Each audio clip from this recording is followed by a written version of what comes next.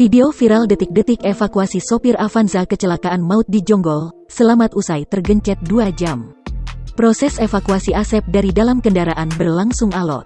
Tubuh Asep terjepit usai terlibat kecelakaan maut. Evakuasi tambah menegangkan karena sang sopir pingsan. Kabar baiknya, nyawa Asep berhasil diselamatkan warga.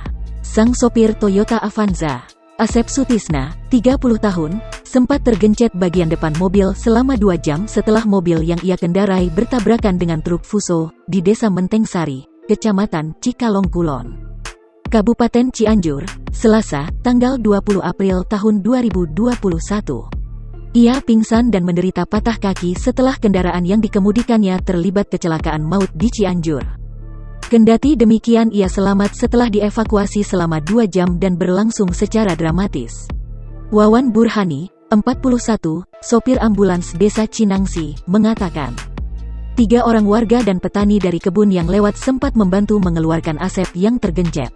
Namun usaha beberapa orang dengan peralatan manual tak berhasil. Beberapa kali warga mencoba mengangkat tubuh Asep yang pingsan namun Asep tak bergeming. Alhasil, seorang warga mengusulkan untuk menarik mobil dari kedua arah agar bagian kap mesin terangkat dan tubuh Asep bisa digerakkan. Setelah evakuasi berhasil, korban pun langsung dilarikan ke Puskesmas Cikalong Kulon lalu dirujuk ke RSUD Sayang Cianjur.